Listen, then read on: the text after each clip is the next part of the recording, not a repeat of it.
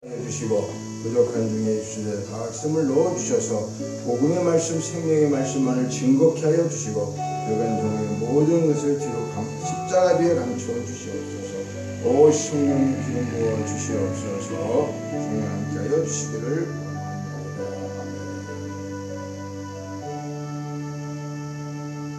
오늘 우리에게 주시는 하나님의 말씀 빌립보서 4장 1절로 7절까지 말씀을 저와 같이 함께 봉독하실 때에 성령의 음성을 들으시기를 축원합니다. 빌립보서 4장 1절로 7절까지 말씀입니다. 같이 봉독합니다. 그러므로 나의 사랑하고 사모하는 형제들, 나의 기쁨이요 면류관인 사랑하는 자들아, 이와 같이 주 안에 서라. 내가 유오디아를 권하고 순두개를 권하노니 주 안에서 같은 마음을 품으라. 또 참으로 나의 멍에를 같이 한 네게 구하노니 복음에 나와 함께 힘쓰던 저 여인들을 돕고 또한 글레멘드와 그 위에 나의 동역자들을 도우라. 그 이름들이 생명책에 있느니라. 주 안에서 항상 기뻐하라. 내가 다시 말하노니 기뻐하라. 너희 관용을 모든 사람에게 알게 하라. 주께서 가까우시니라. 아무것도 염려하지 말고 다만 모든 일에 기도와 간구로 너희 구할 것을 감사함으로 하나님께 아뢰라. 그리하면 모든 지각에 뛰어난 하나님의 평강이 그리스도 예수 안에서 너희 마음과 생각을 지키시리라. 아멘. 네. 오늘날 참 그리스도인들이 우리가 세상 사람들과 구별된 이름과 신분을 가지고 있어요. 우리는 그렇죠? 그리스도인이라고 하는 이름도 새로 가지고 있고 신분도 지난주에 말씀했었지만은 우리는 하늘의 시민권을 가진 사람들이잖아요. 그렇죠? 하늘의 시민권 그리고 하늘에 속한 자다 말씀하고 있는데, 그런데 우리가 정작 구별된 삶을 살지 못하고 있기 때문에 세상 사람들에게 비난의 대상이 되고 또 교회가 위기라고 말하고 있는 거죠. 우리가 삶을 그렇게 살지 못하기 때문에 분명히 구분되어져 있고 신분이 다른데 그렇게 살지 못하는 것 때문에, 그래서 오늘은 이런 시대에 사도 바울을 통해서 우리에게 하나님은 주 안에 서라, 주 안에 서라고 하는, 주 안에서 서는 것이 어떤 삶인가를 우리에게 말씀해 주고자 이 말씀을 오늘 증거하고자 합니다. 그래서 우리의 시민권은 하늘에 속해 있어요. 하늘에서 시민권을 받은 자예요. 그리고 하늘에 속한 자입니다. 이건 분명히 우리의 신분입니다. 그런데 4장 1절에 보니까 이와 같이 사랑, 사모하는 마음, 기쁨, 면류관인 사랑하는 자들아, 우리가 다 똑같이 사랑하는 자들이죠. 지금 빌립보에 있는 교인들에게 말하는 거랑 똑같습니다. 그런데 주 안에 서라 이렇게 얘기해요. 주 안에 서라. 주 안에 서라는 게 뭘까? 주 안에 서라는 것이, 바울은 빌립보 성도들을 향해서 나의 사랑하고 사모하는 나의 기쁨이요 나의 면류관이요 나의 형제다 이렇게 고백하잖아요. 그렇죠? 그러면 어때요? 우리도 사실은 같은 우리가 천국에서 같이 살 거라는 것이 확실히 믿어진다면 세상에서 지옥 갈 사람하고 우리하고 똑같이 되면 안 되죠. 우리는 더 기쁨으로 맞이하는 진짜 성도들 아닙니까? 그리고 우리가 항상 같은 면류관이죠. 그렇죠? 우리가 같이 하나님 나라에 가갖고 같이 우리가 기쁨을 누리며 살 것인데, 특히 이제 목회자는 성도들과의 자기 그 성도를 맡겨주신 양떼들하고의 이제 그런 사도 바울과 같은 그런 마음이 간절해야 되겠죠. 그렇게 되는 게. 그래서 굳게 서라는 것은 헬라어로 스테코라고 하는데, 스테코. 이건 진실되게 서다. 혹은 굳세게 서다. 병사가 전쟁 중에 다가오는 적의 공격을 받으면서도 굳게 초소에 계속 서 있는 것. 그러니까 서다라고 하는 것은 넘어진 사람이 일어서고 만진 사람이 일어서고 그런 서 있는 그냥 평범하게 서 있는 그걸 얘기하는 게 아니라, 그리스도 안에서 서 있다고 하는 것은 정말 전쟁터에서 막 총알이 날라오고 폭격이 날라와도 그 진지를 사수하기 위해서 꿈쩍도 안 하고 서 있는 거예요. 그게 얼마나 대단한 겁니까? 주변에 어떤 것이 막 공격해 와도 그냥 끄떡 안 하고 서 있는, 끄떡 안 하고 바위처럼. 이게 서다라고 하는 헬라어의 스테코라고 하는 그 의미다 그 말이에요. 예? 그러니까 그것도 진실되게 서는 거죠. 진실되게 헛된 것을 하는 게 아니고 굳게 서는 거죠. 굳게 서는 거. 이런 의미를 갖고 있다고 말이죠. 그래서 복음으로 인하여 지금 사도 바울은 로마 감옥에 갇혀 있는데 빌립보 성도들이 목자 없는 양같이 여러 가지 어려운 상황에 지금 직면하고 있는 것을 알고 또 염두에 두고 그들에게 야 너희들 힘들어도 여러 가지도 주 안에서 굳게 서야 돼. 주 안에서 반드시 서야 되는 거야. 우리는 그래서 오늘 지금 이 빌립보서 오늘 이 말씀을 통해서 4장 1절로 7절에서 첫 번째 말씀하는 것이 그들을 갖다가 다 사랑하는 아름다운 형제라고 얘기하면서 나 너희들 면류관이야 나에게. 그런데 내가 가슴 아픈 게 하나 있다. 얘기 들으니까 여러 가지 문제점이 있다고 그래가지고 서로 분파되고 이렇게 되는데 우리는 하나님 앞에가 다 설 사람인데 어떻게 해요? 반드시 그리스도 안에서 서야 된다. 주 안에 굳게 서라. 진실되게 서라. 이렇게 지금 권면하고 있다는 거죠. 근데 사람들이 우리가 보편적으로 볼 때 실패하는 이유가 말이죠. 우리는 뭐 하다가 실패하면 아니 난 돈이 없어서 사업이 망했어. 뭐 이런 경우 물론 그럴 수 있죠. 그렇죠? 돈이 없어서. 또 아니면 내가 지식도 짧고 배운 거 경험도 없고 여러 가지 하다 보니까 머리도 나쁘고 여러 가지 그런 여건이 안 맞아서 내가 좀 사업에 실패를 했다. 이렇게 생각하는 사람들이 많은데 근본적인 원인은요. 그런 것 때문에 망하는 게 아니에요. 뭐 때문에 망할까? 그리스도 안에 서 있지 못하기 때문에 그래요. 아니 우리가 온전히 하나님 앞에만 정말 제대로 서 있다고 하면 그분과 동행하고 있다고 하고 그분과 함께하고 있으면 돈이 됐든 뭐가 됐든 하나님 예수님이 우리와 함께 한다는 것이 확실히 믿어지고 그렇게 해서 주님과 교제가 이루어지는 상태에서 뭐들을 한다라면은 아니 사실 망할 일이 있습니까? 예수님이 왜 망하세요? 예수님이 망하시는 분이냐고요. 우주 만물을 창조하신 분인데 우리는 그 예수님을 믿는데 우리 방법으로 우리 생각으로 굳건히 서지 못하고 세상 것 의지하고 내 지식 의지하고 경험 의지하고 그런 쪽으로 가면서 하나님하고는 자꾸 멀어져 가고 그러니까 우리가 하나님 앞에 완전히 주님 앞에 서지 못하니까 세상 것 가지고 승리해 보려고 하니까 실패하는 거죠. 실패하는 거죠. 예수님과 함께 서지 않으면 실패한다 그 말이죠. 주님이 없이 내 머리 내 계산대로 하기 때문에 실패한다는 거예요. 실질적으로. 그래서 성경은 인생을 승리로 이끌 수 있는 확실한 길은 주 안에 서는 거라는 거예요. 그래서 우리 그러죠. 너 주님하고 함께만 하면 돼. 임마누엘의 축복, 뭐 여호와의 일의 축복 우리 다 알고 있지만은 주님이 함께하는 축복 받으면 되잖아요. 그건 실패하는 게 아니란 말이에요. 세상 속에서는 우리가 별거 없는 것 같아도 세상에서는 많은 돈을 벌고 뭐 그래야지 출세하고 성공하는 것 같은데 자기 명예가 날리고 주님은 그걸 원치 않잖아요. 사도 바울도 그런 사람이었지만 다 배설물로 버렸다고 얘기할 정도로 우리가 하나님을 진정 만난 사람은 주 안에서 서서 주님의 말씀대로 살아가는 거다 그 말이죠. 그러니까 여기 우리 성경에서 모세가 어떤 사람이었어요? 모세는 바로 공주의 아들이었어요. 그거 무슨 말입니까? 앞으로 자기는 왕이 될 수 있는 사람이에요. 그때 당시에 애굽의 왕이 될 수 있다라면 엄청난 거죠. 그런 배경을 어떻게 해요? 그가 보장받은 거죠. 앞으로 이 앞날에 대한 약속이 성공의 약속이 그는 어떻게 해요? 실질적으로 보장되었다 할 수 있어요. 그런데도 모세는 말이죠. 그거를 원치 아니하고 히브리서 11장 24절과 26절에 보면 믿음으로 모세는 믿음이 뭐예요? 주 안에서 우리가 선다는 거죠. 믿음으로 모세는 바로 공주의 아들을 칭함받기를 거절했다. 나 대통령 되는 거 원치 않아.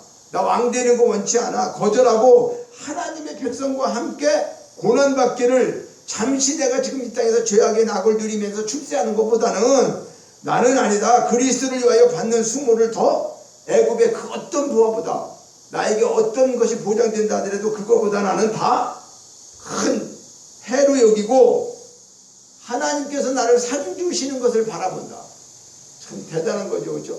하늘의 상은 보이지를 않아. 지금 눈에 보이는 건 앞으로 왕이 되는데 어떤 걸 선택하겠어요? 우리는요. 그죠? 당장 지금 눈에 내면 출세해 준다는데 아니 그거를 포기하겠냐고요. 그것도 하고 하나님도 잘 믿고 싶잖아. 우리 마음은. 그죠? 근데 둘 중에 하나를 선택하라고 하면 실질적으로 보이지 않는 하나님을 선택해서 하늘의 상금이 있다고 하는 것을 그 상주심을 바라봤다. 믿음으로 모세는 바로 공주의 아들 그거 뭐 다른 사람이 부러워하는 그런 거 그렇게 연연하지 않았다는 거죠. 그러니까 이런 모세의 믿음을 하나님이 어떻게 해요? 그래서 쓰시는 거예요. 그랬더니 지금 바로 공주의 아들이 중요한 겁니까? 아니면 애굽의 왕이 중요합니까? 이는 지금 어떤 거예요? 이스라엘 민족의 지도자로 말이죠. 엄청난 전무후무한 일을 행하신 분 아닙니까? 모세 그러면 뭐 바로 그 왕 되는 게 그게 문제예요? 그렇지 않죠. 하나님은 그렇게 생각했잖아. 그 여호수아나 우리가 뭐 잘 알고는 다니엘, 요셉 뭐 이런 수많은 사람들이 믿음의 사람들이 모두가 공통적인 게 뭐냐? 세상과 타협하지 않는 거예요. 그들은 믿음을 가진 사람은 세상과 타협하는 게 아니란 말이에요. 세상을 뭐 멸시하고 뭐 부정하라는 게 아니라 내가 모든 것을 주 안에서 선 사람은 세상 것에 그렇게 인생의 모든 것을 흔들리지 않는다는 거예요. 왜 인생이 흔들립니까? 자꾸 유혹을 하니까. 그죠? 이렇게 돼보고 저렇게 돼보고 뭐 이렇게 할까. 그래서 자꾸 흔들리는 거죠. 근데 주 안에 서 있는 사람은 세상 것이 어떤 태풍이 불고 세상에 어떤 유혹의 바람이 불어도 그거에 흔들리지 않는다는 거죠. 그랬을 때 우리는 인생의 승리자가 반드시 될 수 있다고 하는 사실을 오늘 이 말씀을 통해서 지금 사도 바울은 우리에게 전하고 있는 거예요. 자, 주 안에서 서는 것은 이처럼 우리가 누려야 할, 그렇죠? 세상의 그 어떤 보화보다도 예수 그리스도의 복음을 위해서 수모와 고난과 핍박과 이 모든 것을 어떻게 해요? 받는 것을 더 큰 보화로 여긴다는 거예요. 아니 이게 참 말이 어렵죠. 그렇죠? 우리가 아니 잘 나가고 좋은 게 좋은 거죠. 고난 아무리 뭐 해도 예수님을 위해서 고난 받고 힘들고 환난 속에 있고 근데 이걸 더 큰 보화라고 생각이 되겠어요? 우리 현실이 막 힘들고 지고 그렇게 하면은 그것 때문에 짜증나고 힘들고 그러지. 아이고 난 하늘에 상급이 있기 때문에 이거 지금 이런 것들을 나는 큰 보화로 생각을 해. 이렇게 생각하고 살기가 참 쉬운 일이 아니죠. 그렇죠? 근데 이것이 신앙이고 이게 믿음이란 말이죠. 우리는 자꾸 착각하는 게요. 예수 믿으면 잘 될 것만 생각해요. 잘 풀릴 것만. 그거 아닙니다. 절대 그게 아니에요. 그럼 예수 믿고 망하느냐? 아니 그런 건 아니에요. 그런 건 아닌데 세상적으로 잘 되고 그러는 거를 우리가 생각하는 그런 관점이 아니라는 거예요. 왜 그럴까요? 하나님이요. 우리를 구원해 주신 것은 이 땅에서 해야 될 일이 뭘까요? 저 어둠의 세력과 싸워서 이겨야 되는데 우리가 피투성이가 되는 지금 눈으로 보이지 않지만 영적으로 얘기하면 영적 전쟁 속에 있는 건데 영적 전쟁에서 승리해야지 우리가 면류관 받고 마지막에 주님 앞에 서가지고 달려갈 길을 다 달려갔다 이렇게 얘기하는 지금 막 달려가고 있는 중에는 얼마나 힘들고 어려움이 많아요. 아니 그렇지 않습니까? 달리기 선수들 마라톤 선수가 됐던 뭐 100m 선수가 됐던 그 목적지를 향해서 달려가고 있는 사람들은 어떠냐 그 말이에요. 편안한 그게 아니잖아. 땀 흘리고 고통이 있고 그 목적지까지 가기 전까지는 어때요? 많은 자기의 힘이 다 필요하고 노력이 필요한 거 아니겠어요? 그런데 그리고 이제 도착했을 때 거기에 상급에 따라서 이제 자기가 면류관을 쓰는 사람도 있고 하지 않겠냐고 그래요. 그런데 우리는 그냥 편안하게 가가지고 다 받을 걸로 이게 아니죠. 그러면 신앙이 정말 잘못된 거죠. 그게 기복신앙이란 말이에요. 그리고 기복신앙은 일반 종교들은 다 그런 거예요. 일반 종교는 내가 하나님을 돌로 만들었던지 나무로 만들었던지 뭐 새로다 놓겼던지 간에 그 신 되신 사람은 나를 도와야 된다는 거예요. 내가 이런 일 저런 일 잘할 거니까 그저 나에게 복만 달라고 하는 그런 개념이 종교의 개념이란 말이에요. 종교의 개념. 근데 기독교는 종교가 아니라니까요. 우리는 종교의 개념이 아니에요. 우리가 찾아가서 피는 게 아니고 그것들은 다 우리가 깨달으면 뭐예요? 피조물이잖아. 피조물. 우리가 섬길 대상이 아니란 말이에요. 오직 하나님만 섬겨야 돼. 왜? 하나님 우리를 찾아오셔서 우리를 창세전의 생명책에 기록하시고 그 뜻대로 이루어 주신 거예요. 이루어 주시는 거. 그러니까 우리가 복 있는 사람이라고 하는 건 뭐냐? 시편 1편 1절에 딱 이야기하는 거잖아. 죄인의 길에 서지 않는 사람. 그죠? 이게 우선 복 있는 길이라는 거예요. 죄인의 길에. 어느 길에 서 있냐 그 말이에요. 내가 지금 천국 가는 길에 서 있냐 지옥 가는 길에 서 있냐 이거 생각해 봐야 되죠. 악인의 길을 쫓지 않는 사람, 오만한 자리에 앉지 않는 사람, 이것이 주 안에 있는 신앙의 원칙이다. 그러면 우리가 앉고 서는 거 이것이 참 중요하다는 거죠. 그렇죠? 나는 지금 분별되고 구별된 사람이다. 그런데 분명히 나는 삶 속에서 내가 어떤 곳에 가서 있어야 되느냐, 내가 뭐를 하고 살아야 되냐, 이건 분명한 거 아니겠어요? 그러니까 교회도 주님 안에 서 있어야지 든든한 거죠. 사람 숫자가 사실 중요한 거 아니야. 하나님이 붙잡고 있느냐 하는 기적과 같은 거예요. 어떻게 보면 저희 교회는 사실은 지금 하나님 붙잡고 계시지 않으면 이거 어떻게 되겠습니까? 인간적으로 저는 진짜 모르겠어요. 하나님 하시고 너무 감사하기도 하고 이 기적이 뭐 다른 게 기적이에요? 다른 사람 뭐 몇 억이 들어와고 몇 천이 들어와도 뭐 맨날 모질란다고 뭐 돈이는데 우리 그런 거 없어요. 예? 그러니까 얼마나 감사한 건지 모르겠다고요. 그리고 주님 안에 서 있어야 든든해. 가정이고 자녀이고 개인도 그렇지 않습니까? 주 안에서 산다고 하는 의미가 뭐냐 그 말이에요. 그러니까 하나님 안에 반드시 서 있는 사람은 어떤 것 때문에 흔들리지는 않는다는 거예요. 다시 지옥으로 돌아갈 수 있는 길을 갑니까? 홍해를 건너온 거 왜 건너온 거예요? 배 타고 건너왔어요? 아니에요. 하나님이 바다를 갈랐잖아요. 갈라주고 나머지 따라오던 것들은 다 수정시키고 이제는 구원해줬어. 그러면 이제 뭐요? 너는 이제 바다 다시 못 건너간다는 거죠. 그 의미가 있는 거예요. 이스라엘 백성들이 홍해를 걷는 것은 왜 바다를 하필이면 건너겠냐고. 다시 이제 못 건너가는 거예요. 홍해로 건너. 우리는 이 세상에 있다가 다시 이제 지옥에서 구원받아서 영원히 하나님 나라로 갈 사람들이기 때문에 어떤 상황이 생겨도 다시 홍해로 돌아갈 수 있는 그 바다를 건너가고 지옥으로 빠져갈 수 있는 사람들이 아니라는 거예요. 아니에요. 그건 반드시 우리가 믿어야 돼요. 그래서 우리가 이렇게 주 안에서 선다는 것은 주 안에서 같은 생각을 가져야 되지 않겠어요? 그죠? 그래서 2절로부터 5절에 보니까 여기에 나오는 사람들이 좀 있죠. 지금 2절로부터 5절에 보니까 뭐 내가 유오디아를 권하고 순두개를 권하노니 뭐 이들이 특별하게 뭐 저기 한 사람 아닌데 하여튼 이 여기 또 여인들이 나오잖아요. 그렇죠? 글레멘토니 뭐 동역자들 이렇게 여러 가지 몇 사람이 나오는데 그러니까 이런 사람들이 아무래도 문제가 좀 있었던 것 같아요. 그래서 이제 그들이 다투고 그런 문제들이 서로 미워하고 그러니까 우리가 사실 이 주 안에서 같은 생각을 가져야 된다고 말을 하고 있는 거죠. 근데 같은 마음 그리스도의 마음으로 하나가 되지 않고는 서로가 어떻게 될까요? 미워할 수밖에 없어요. 미워하고 또 뭐 크게 원수가 된다 하는 것은 뭐 자기들 서로 간에 어떤 문제가 생겼을 때 그런 일이 있는데 자 우리가 요즘 부부의 이혼율이 많이 늘어나고 그러는 것을 조사해 보니까 첫 번째 1위가 뭐냐 여러 가지 원인이 있는 것 중에 이상이 안 맞는다고 하는 것이 일본이래. 일본. 아 나 왜 헤어집니까? 라고 물어볼 때 아 나 그 사람하고 이상이 안 맞아. 생각이 틀리다는 거지.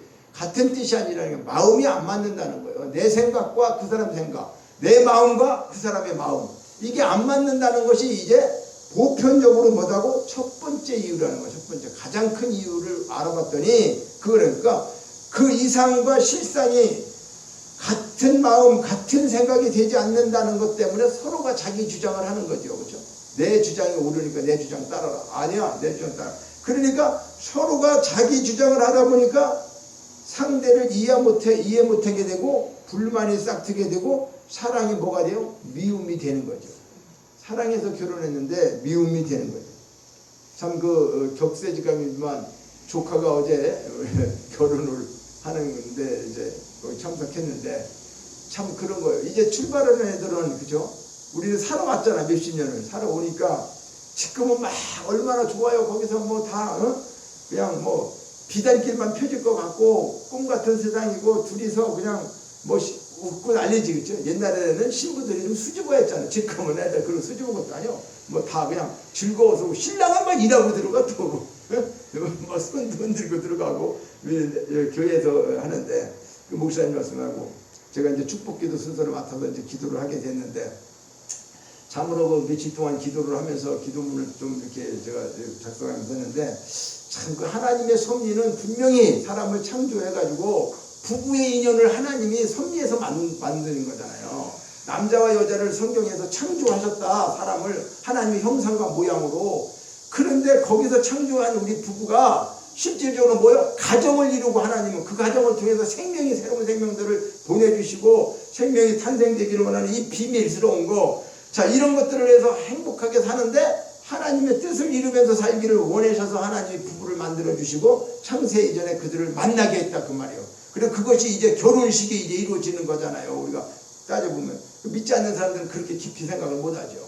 그러니까 그런데 부부들이 그렇게 살고 믿음의 사람들이 하나님의 그런 것을 정확하게 정말 알고 결혼하는 사람이 얼마나 될까. 그런데 그걸 정확하게 하나님의 뜻과 모든 것을 부부가 뭐라는 걸 알고 출발을 해도 어려운 세상인데, 그런데 그런 걸 잘 모르고 지금 출발해가지고 그냥 뭐 나름대로는 그냥 유토피아가 생기고 행복하고 그런 가정 되고 막 그럴 것 같은데 살다 보니까 이런 자기 성격도 안 맞고 행동도 다르고 뭐 이럴 때부터 어떻게 돼요? 계속적으로 그렇게 되면 그게 쌓이고 이제 이러다 보면 자꾸 이상한 생각이 들고, 그죠? 뭐 여러 가지 또 원인이 있겠지만은 하여간 그런 식으로 해서 같은 마음 같은 뜻이 안 되다 보면 가정이 어떻게 될까요? 예, 결론적으로는 어려움에 처하게 되는 거 아니겠습니까? 그래서 요즘 조사해 보니까 그게 가장 많더라. 서로가 마음이 안 맞고 한 뜻이 안 돼가지고. 그러니까 이게 지금 당시 빌립보 교회도 유오디아라든가 순두계라고 하는 이런 사람들이 서로 나누어져서 반목하고 있는 것을 사도 바울이 그거를 그 사람들의 이름을 거명하면서 이제 그들에게 얘기하는 거죠. 그러니까 오늘 우리는요 이런 것을 보죠. 오늘 정치인들은 어떻습니까? 자기들이 말이죠 뭐 정권을 잡으려할 때는 흩어졌던 사람들도 뭐 연합한다고 그래, 그렇죠? 막 같이 뭐 합당하자고 그래. 그리고 합당하다가 얼마 안 되면 조금만 틀리면 또 틀어져. 지금 난 잘 모르겠지만 한국당하고 뭐 한국의 힘하고 다른지 모르겠어요. 맨날 한국당, 한국의 힘. 그 당은 또 왜 이렇게 많이 이름을 바꾸는지 몰라. 뭐 헷갈려 죽겠어. 어떤 게 보수고 참진 건지 몰라. 뭐 그러니까 어쨌든 지금 안철수 같은 경우도 지금 내가 알기로는 한국당인가 이렇게 있었죠. 근데 이제 한국당인가 국민의당인가 뭐 있다가 오세훈 시장 나올 때까지는 또 연합된 거예요. 연합해서 이제 시장을 좀 이렇게 하자 했어. 근데 뭔가는 지금 한국힘인가 뭐 국민의당인가 무슨 당인가 나 그거 잘 모르겠는데 국민의힘, 국민의당하고 국민의힘하고 있는 것 같아. 국민의당은 안철수, 국민의힘은 지금 이제 옛날 보수. 그러니까 이 사람들이 합치기로 한 거죠. 합치기로 했는데 뭐가 잘 안 맞는 거야, 안 되는 거야, 잘. 그러면 자기가 예를 들어서 누구든지 다 뭐에 머리가 되고 싶어? 뱀의 머리가 되고 싶지. 꼬리는 되고 싶지 않지. 그런데 그거 여건이 안 맞아지니까 자기는 차라리 나와서 자기 혼자 개인적으로 뭐 대통령 출마라든지 하겠다 그러는 거죠. 그러니까 왜 그러냐? 실질적으로 이들은요 같은 뜻을 가지고 가는 것 같지만 실질은 기대 아니다? 아닌 거예요. 아닌 거예요. 마음과 생각은 다 다른 거예요. 그러니까 수십 년을 정치해 오면서 같이 있다가도 조금 싫으면 거기 떠나가고 필요할 때는 그냥 끌어들이고 이런 거예요. 서로가. 그러니까 어떤 때는 원수처럼 됐다가 어떤 때는 뭐 저기 했다가, 그러니까 사람들을 갖다가 말이죠. 이 국민들이 갖다가 너무나 정말로 혼란하게 만들고 있는 정치인들, 이게 어느 정도는 그럴 수 있지만 어느 정도는 이건 아주 그냥 조속으로 변하는 그런 정도는 안 되죠. 뭐 당을 하나 만들었으면 자기네 당이 정권을 쟁취할 때까지 국민을 위해서 떨어지든 뭐하든 헌신하고 봉사하고 정말, 그러면 왜 국민들이 안 알아줍니까? 알아주죠. 정말 알아주죠. 그 5년을 못 참습니까? 5년을 몇십 년을 저기 할 사람들이 그걸 그렇게 하지를 못하고 철저처럼 너무 가슴 아픈 일이에요. 그런데 자, 나라의 정치는 그렇다고 치자고 뭐 정치 얘기를 하려고 하는 거 아니에요. 오늘날 우리는 뭐나 더 심각한 거는 예수 그리스도 안에서 하나 되지 못하고 있는 이 교회의 실정이 문제라는 거 아닙니까? 장로교회, 순복음교회, 뭐 예장, 기장, 감리교, 뭐 침례교, 전교, 이게 왜 수없이 많은 교파들이 생겨났습니까? 하나님이 그렇게 나뉘었냐고. 예수 그리스도가 여러 명이네요? 여러분입니까? 여러 명이 와가지고 한쪽에는 장로교, 한쪽에는 침례교, 감리교 막 이런 건가요? 전혀 그게 아니잖아요. 그죠? 그러면서도 지금 뭐 합동이다, 통합이다, 뭐 또 많이 또 갈라져 있죠. 개혁이다, 진보다, 진리다, 뭐다. 이렇게 참 세상도 아닌 교회가, 그리스도가 교회에 온 머리고 우리는 지체라고 하고 몸이라고 그랬으면 이게 갈라져서 되는 일이 아니잖아요. 머리를 섬기는데 얘 몸이 갈라지면 어떻게 되는 거예요? 그 몸. 머리를 떠난 분들은 죽는 거 아니겠어요? 그러니까 이 현실은 참으로 세상을 지금 어떻게 해요? 오히려 교회가 더 세상보다 더 지금 추잡한 일들을 하고 있어요. 그러니 세상에서 사람들이 뭘 보겠냐고요. 서로가 막 자기들끼리 싸우고 자기들이 옳으네 틀리네. 물론 이단은 반드시 척결해야 돼요. 이단과 다른 사이비 종교나 이런 거를 다 흡수해드리라고 하는 그런 건 아니에요. 그러나 정말로 하나님을 믿는다고 하는 사람들끼리의 모임 속에서 교회에서 또 같은 교회 내에서도 잘 보세요. 큰 교회 한번 가보세요. 저도 큰 교회 다녀봤지만 각자 파가 비슷하게 있어요. 알게 모르게. 친한 사람들, 물론 인간적으로 살다 보면 서로가 교제가 있고 또 친한 사람들 있죠. 그런데 노골화된 게 있단 말이에요. 어떤 지역성, 어떤 뭐 자기 친척, 뭐 요렇게 뭐 어떤 시족처럼 이렇게 뭐 모여가지고 아주 그런 게 텃세 엄청나요. 그 아버지 때, 할아버지 때부터 믿는다. 그러면 아주 그 사람 터줏대감이요 교회에. 그게 어디 있냐고. 예? 할아버지 때부터 교회 다녔으면 밑에 손자는 어떻게 돼? 그 집안들이 다 잘 섬기고 잘하는 모범이 돼야 되잖아요. 거기 가서 다른 세신자들하고 이런 사람들하고 차별 두고 그 사람들 무슨 기득권이 있습니까? 기득권 전혀 없어요. 그런데 그런 거 가지고 상처 주고 서로 말이죠. 힘 완력하는 이게 되는 거냐 그 말이에요. 교회 그런 게 교회 자체에도 그런 일들이 사실 많이 있다고 하는 거예요. 이게 참 창피한 일이고 부끄러운 일입니다. 그런데 성경은 말이죠. 여러 곳에서 하나 되라고 말하는 거예요. 절대 흩어지지 말라는 거예요. 하나 되라는 거예요. 하나 되기 위해서 필요한 게 뭘까요? 사랑과 관용이죠. 사랑과 관용이 없으면 하나 될 수가 없어요. 맨날 탓만 하는데 어떻게 그게 하나 되겠어요. 넓은 마음으로 용서하고 사랑해야 돼. 관용이라는 것은 헬라어로다가 에파에이케스, 그러니까 당연한 자신의 권리를 포기하고 다른 사람을 향해 넓게 대하는 태도. 내가 이걸 가질 수 있는 권리가 있는데 내가 안 가져. 오히려 없는 사람을 뭘 주려고 하는 이런 것들이 관용이다 그 말이에요. 예? 나의 권리를 포기하고 다른 사람을 향해서 너그럽게 대하는 태도. 이것이 누구예요? 요셉을 우리가 보면 알 수 있잖아요. 그렇죠? 요셉은 어떻게 한 거예요? 요셉은 형들이 팔았잖아. 사실 원한이 생겨야 돼요. 그런데 형들이 곡식 가져오라는데 모르죠. 애굽 총리가 됐어. 마지막에는 나중에 형들에게 자기가 요셉이라는 걸 다 알려주고 형들이 나중에 두려워하고 아이고 이제 우리 죽은 거 아닌가? 그렇게 막 두려워할 때 요셉은 어떻게 해요? 관용을 베풀죠. 너그럽게 용서하죠. 하나님이 생명을 구원하려고 자기를 먼저 이렇게 애국으로 보냈다. 이렇게 말하는 거 아닙니까? 그러니까 관용과 사랑은 하나님의 주권적 섭리를 이해하지 못하면은, 인정하지 못하면은 그건 나올 수가 없어요. 거짓말일 수밖에 없어요. 왜냐하면 세상에서 그냥 내가 용서해 줄게. 알았어. 내가 넓게 이해할게. 이런 차원이지 진정으로 하나님이 원하는 사랑과 관용을 베풀려고 하면은 하나님의 주권적 섭리가 이해되지 않고 그걸 인정하지 않으면 요셉과 같은 그런 저기는 나올 수가 없다는 거예요. 왜 그럴까요? 요셉은 하나님의 주권적 섭리를 깨달았잖아요.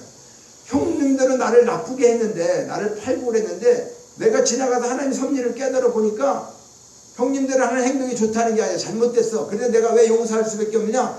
당신들은 아무것도 아니다. 하나님이 나를 이렇게 하나님 섭리 속에 내가 오늘 총리가 되게 한 것은, 나를 미리 애굽에 보낸 것은 그분이 여러 사람들을 살리려고 이렇게 만드셨다. 그러니까 내가 당신들을 다 용서할 수밖에 없다. 그런 말이에요. 왜? 자기는 하나님보다 높지 않다는 거잖아요. 내가 지금 총리의 권한을 갖고 있어. 죽이라 그러면 금방 죽을 수 있어. 그런데 내가 하나님보다 높은 권한이 있는 게 아니다. 하나님의 섭리를 깨달으니까 내가 당신들을 용서할 수밖에 없어. 하나님 놀라워.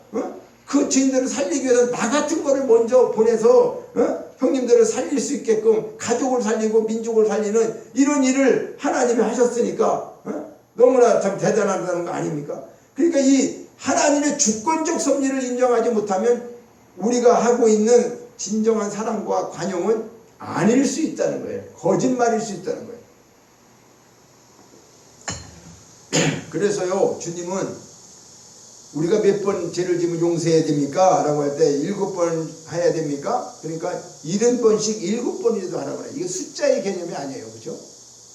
근데 우리는 보편적으로 어떻게 해요? 저부터 그래요. 상대가 어떤 실수를 합니다. 잘못됐어요. 같이 아는 사람이. 그러면 똑같은 일을 2번 해. 그러면 3번 해. 그러면 이제 3번 이상은 용서가 안 된다. 너는 이제 우리는 그 3, 4번을 그렇게 중요하게 생각하는지 몰라. 그죠?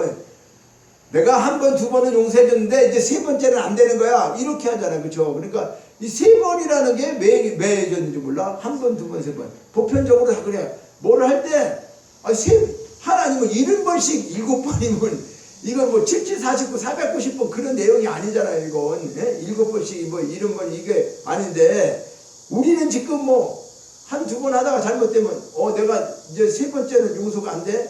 거의 막 이렇게 애들한테건 우리가 거의 그걸 많이 싸면, 저도 마찬가지예요. 그런 걸 우리가 누구를 용서할 때, 이 확고하게 얘기하는 것들이 말이야, 세 번은 용서 안 되는 것처럼 자꾸 우리가 그 말을 해. 그러니까 이 세 번이라는 숫자가 뭐 그렇게 중요한 거 아닌데, 우리가 주 안에 산다고 하는 삶의 의미는, 하나님은 어떻게 해요? 예수님은 무한한 관용과 사랑을 베풀으라고 그러는데, 우리는 숫자를 정해놓고, 그것도 길은 숫자도 아니야. 세 번을 딱 어기면 안 된다라고 못을 박아갖고 얘기할 때가 너무나도 많아. 근데 우리는 그런 것들도 참 뭐라고? 좋은 거 아니니까 버려야 된다니까. 그렇다고 해서 너 그래 마음대로 하라. 너 뭐 10번이고 100번이고 다 용서해줄게. 이런 건 아니죠. 이렇게 하라는 건 아닌데, 그런 마음으로 살아야지 그냥. 잘못되는, 자녀가 계속 똑같은 일을 계속 잘못하면 그거를 100번이고 20번이고 교육도 안 하고 그렇게 하면 되겠어요? 그런 관용을 베풀라는 건 아니죠. 그래서 우리는 이제 이런 것들을 생각하면서 주 안에서 서라고 하는 그 삶의 의미는 뭐냐? 결론은 뭐냐? 주님 안에서 기뻐해야 하는 거다. 그 말이에요. 주 안에서 선다고 하는 거. 섰다. 우리가 주 안에 서라. 자, 그 바울은 주 안에서 항상 기뻐하라고 4절에 지금 말씀하고 있는 거예요. 그래서, 자, 주 안에서 항상 기뻐하라. 내가 다시 말하노니 기뻐하라. 그러니까 우리가 주 안에 선다라고 하는 것은, 우리가 서 있다고 하는 것은, 뭐 슬플 때는 뭐 슬프고, 또 조금만 좋으면 좋고 나쁘면 나쁘고, 그렇게 하는 게 아니라 환경에서 막 이래저래 흔들리는 게 아니라 항상 기뻐하라는 거예요. 항상 기뻐하는 게 주 안에서 쓴다고 하는 거예요. 자, 이 말은 누구나 할 수 있겠죠. 그렇죠? 그런데 사실 바울은요, 기뻐할 수 없는 상황에 처해 있잖아요. 지금 감옥에 있는 사람이 뭐가 그렇게 기쁘겠어요? 그 뭐가 항상 또 기쁘고 그렇다고 그런 말을 하겠냐 그 말이죠. 그러니까 우리는 감사할 조건이 있어야지 우리는 감사하잖아요. 그런데 사도 바울은 감사할 조건이 없는데도 불구하고 기뻐하라는 거예요. 자, 이렇게 권면할 어떻게 이런 권면을 할 수가 있을까? 첫째, 그것은 아무것도 염려하지 말고 기도하면 기뻐할 수 있다는 거예요. 정답은 뭐냐? 항상 기뻐할 수 있는 것은 기도해야만 기뻐할 수 있다는 거예요. 기도하면. 염려하지 않고 기도하는 거. 네? 6절에. 아니, 염려가 되는데 염려를 안 해야 되는데.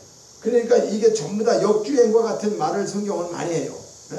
우리 사람대로 생각할. 그러니까 예수 믿으면 힘들다는 게 왜 그러냐면, 아니, 여기 말씀대로 하면은 염려가 되는 세상에 사는데 염려하지 말으래. 그 염려가 안 되게 하면서 하지 말라면 좋은데, 염려가 많이 오고 염려, 근심, 걱정이 다 태산처럼 있는데 그걸 다 버리고 염려하고 걱정하지 말라. 그래야지 항상 기뻐할 수 있다. 그리고 항상 기뻐하게 살아야 된다. 그것이 주님 안에 서는 것이다. 이런 원리가 이렇게 만들어져 있는데, 이건 세상적인 우리가 삶 속에서는 적용될 수 있는 원리가 아니죠. 이거는 하늘에 속한 자들에게만 하나님이 주시고, 하늘에 우리가 신분을 가진 자, 이런 시민권을 가진 자, 그들에게 지금 주어지는 뭐예요? 우리가 지켜야 할 명령과 같은 것들이죠. 우리 국가는 대한민국에 사는 사람은 예를 들어 뭐예요? 세금을 내야 된다, 국방의무를 해야 된다, 이런 것처럼 하나님께서도 오늘 우리에게 주시는 것이 뭐냐? 너 하늘에 속했어. 하늘의 신분을 가졌어. 그런데 너희들은 세상하고 달라. 그러니까 세상 것 가지고 기뻐하지 마. 세상 것에 연연하지 마. 그거 내가 다 준 거야. 그냥 너 먹을 수 있어. 굶지 않을 거야. 걱정하지 마. 근데 너희 목적은 어디야? 땅에 있는 게 아니야. 하늘에다가 소망을 두고 살아야 돼. 그러기 위해서는 세상에서는 걱정 근심이 너무 많단다. 그런데 세상 거 쳐다보지 마라. 하늘의 소망을 갖고 살아. 너에게 앞으로 주어질 그 영광만 보고 있어봐. 그러면 너에게 주어질 그 하늘을 쳐다보면 세상에 그까짓 거 아무것도 부러울 게 없단다. 그래서 하늘을 쳐다보면서 기쁘게 살으라는 거죠. 어떤 방법이 없이 얘기하는 게 아니라는 거예요. 근데 우리는 하늘을 안 쳐다보고 자꾸 돈 주시려고 땅을 쳐다봐. 돈 주시려고 땅을 쳐다본다니까 뭐가 좀 있나 싶어갖고, 그죠? 그러니까 그것은 아무것도 염려하지 말고 기도하면 기뻐할 수 있다. 그러니까 아무것도 염려하지 말라는 것은 당면한 문제에 대해서 무관심하거나 나태한 태도로 될 대로 되라. 이런 태도를 취하라는 게 아니에요. 염려하지 말라 그래서 아이고 뭐 죽이든 살리든 네 맘대로 하고 막 캣사라 막 놀고 이런 차원이 아니라니까. 이런 차원으로 그렇게 얘기하는 게 아니에요. 이게 그러니까 쉽게 얘기해 아무도 염려하지 말라, 무관심하라, 그런 얘기가 아니죠. 그런 태도를 취하라는 게 아니에요. 걱정하거나 초조하거나 불필요한 관심을 갖지 말라는 거죠. 뭐냐면 그런 관심을 가졌다고 그것이 해결되는 게 아니다. 염려되고 걱정되는 것은 불신앙이기 때문에 믿음이 아니고 신앙이 아니라는 거죠. 그러니까 네가 무슨 염려를 하고 걱정을 하고 그런 거에 매여 있으면 네가 신앙생활하는 게 아니다. 믿음이 있는 게 아니다. 이걸 보라는 얘기지. 세상에서 오는 그런 모든 것들을 어떻게 해요? 당면한 문제에 대해서 무관심해라, 모르는 척해라, 이건 아니죠. 될 대로 되라, 뭐 이런 태도는 아니라는 거예요. 그러니까 뭘 얘기하는 거예요? 우리가 불신앙이 되면은 기도할 때 어떻게 해요? 걱정과 불안한 이런 마음이 오면 진정으로 기도가 되겠냐? 하나님 앞에 진정 기도를 올릴 수 있겠냐? 그런 것 때문에 말하는 거죠. 그러니까 이런 마음을 가지면 진정한 기도가 안 되니까 염려, 근심, 걱정을 다 버리고 하나님 앞에 기도하라, 그렇게 얘기하는 거죠. 그래서 아무것도 염려하지 말고 기도하면 기뻐할 수 있다는 거죠. 자, 그리고 두 번째는 뭐예요? 감사로 기도할 때 기뻐할 수 있다는 거예요. 네? 감사 기도가 나와요. 여기 감사라고 하는 것은 헬라어로다가 유카리스티아스, 하나님의 모든 일을 선하게 이루어 주실 것을 확신한다. 아, 지금은 내가 힘들어. 그래도 나는 하나님 앞에 감사해. 하나님 모든 걸 여호와 이레로 축복해 주셨어. 또 여호와 우리 함께 하시는, 그렇죠? 항상 우리 하나님께 동행하시는 임마누엘의 축복을 우리를 항상 하셨어. 그러니까 나는 믿어. 그리고 절대 나는 감사할 수밖에 없어. 그러니까 이 감사한다고 하면 감사의 기도만 하게 되면은 기뻐할 수 있다는 거예요.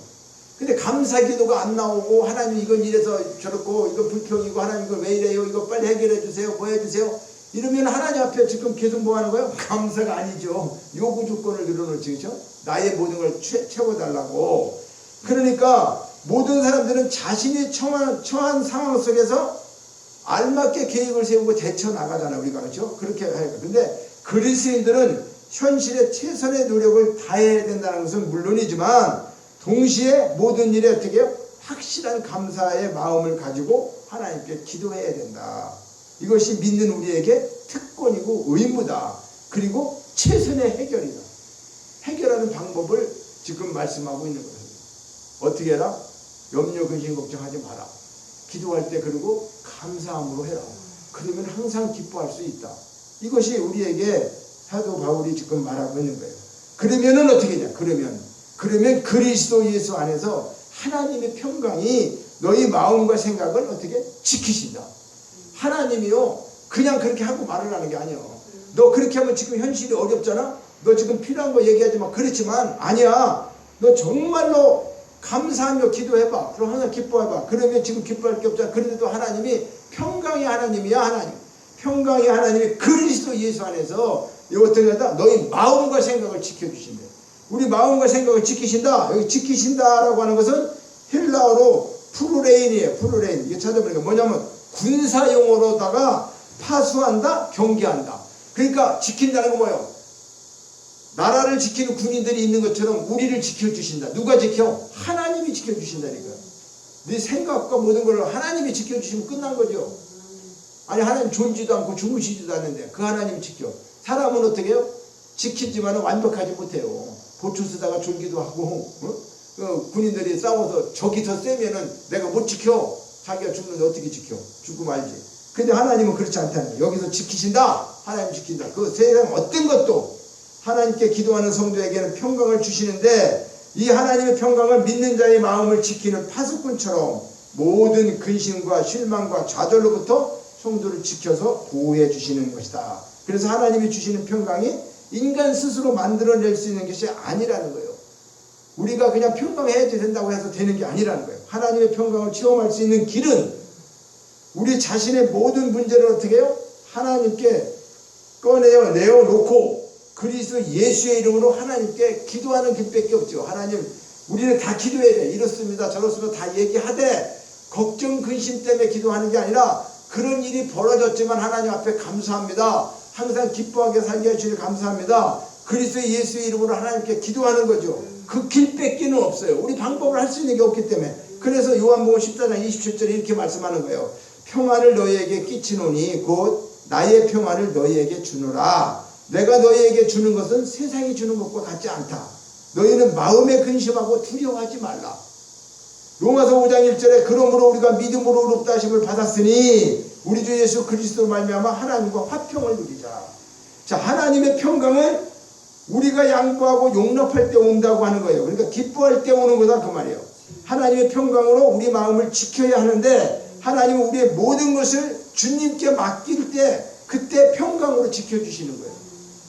그리고 하나 되는 마음에 하나님은 함께 하신다. 우리가 내 마음이 매 누구를 미워하고 뭐 용서도 안 되고 이렇게 하고 있는데 하나님 평강이 그 사람에게 줄 수 없다는 거예요. 왜 그럴까요? 그 마음이 하나님의 평강과 함께 해야 되는데 그러기 위해서는 어떻게 해야 된다? 오늘 지금 이렇게 말씀하는 것처럼 모든 것을 항상 기뻐해야 된다는 마음을 가졌죠 내가. 그러면서 환경은 그렇지 못해요. 그럼 우리는 어떻게 해요? 그렇지만 불평불만하지 말고 근심 걱정하지 말고 하나님 앞에 와서 기도해야 돼. 기도하면서 감사로 기도해라. 감사가 안 돼. 그냥 감사로 기도해. 그냥 억지라도 감사로 기도하라 그 말이에요. 그러면 하나님께서 그 마음 다 하시고 평강의 복을 분명히 주시겠다 그런 거예요.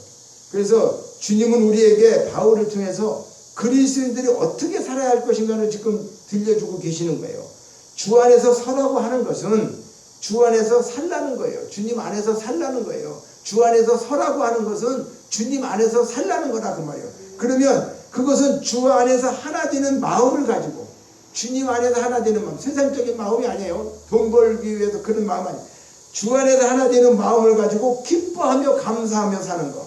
그러니까 그리고 마지막에 뭐예요? 기도하며 사는 거라 그 말이에요. 기도하며 사는 거다. 자, 이렇게 사는 것이 그리스도인의 삶이라고 말이에요.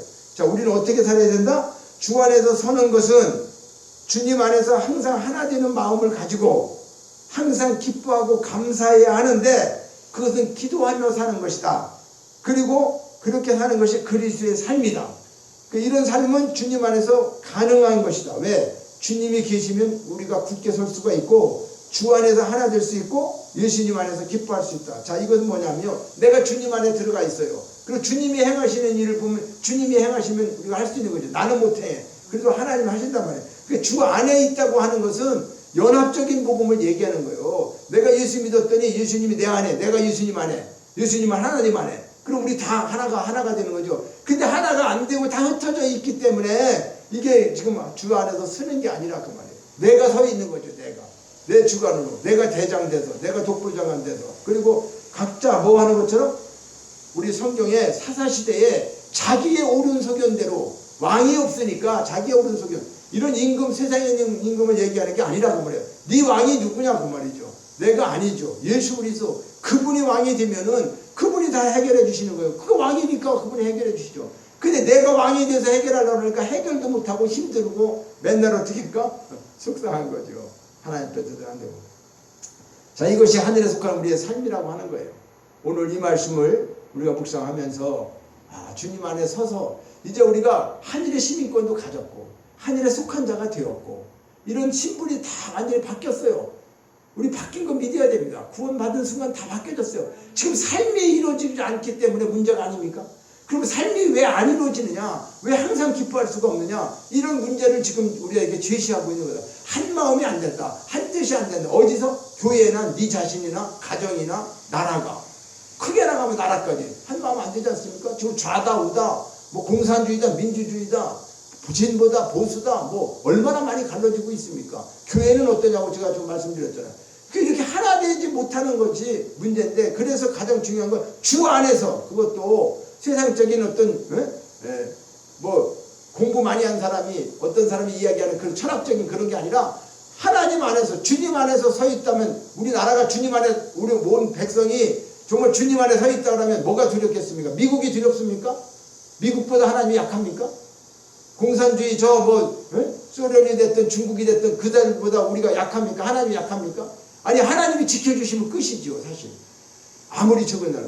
그 이스라엘 보십시오. 그 강원도만한 땅에 그 나라 애국 완전히 그거 진짜 뭐라 그럴까 아랍 지역에 말이죠. 그 조그마한 땅도 이스라엘. 근데 이스라엘 건들 수는 있어요?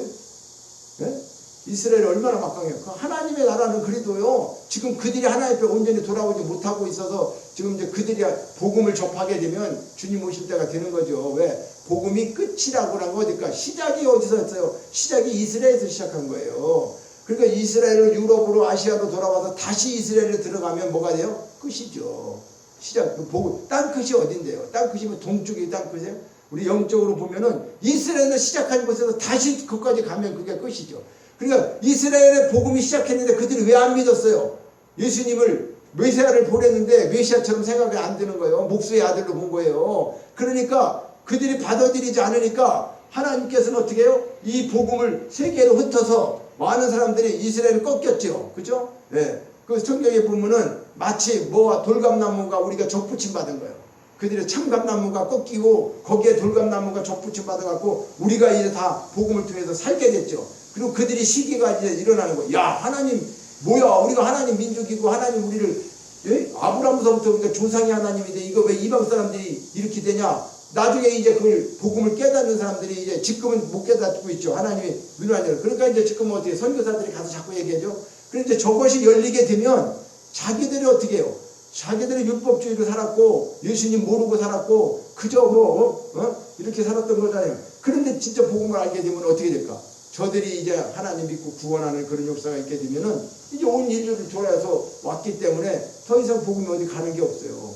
그러니까 땅끝은 이스라엘. 그래서 자꾸 이스라엘이 무화과 나무가 잎이 피면은 여름인 줄 알아라 하는 이유는 무화과는 뭘 얘기해요? 우리나라 무궁화와 똑같이 이스라엘 꽃이라고 말이에요. 이스라엘 민족이 우리는 무궁화 꽃이 나라를 상징하는 것처럼 무화과는 이스라엘 백성. 그러니까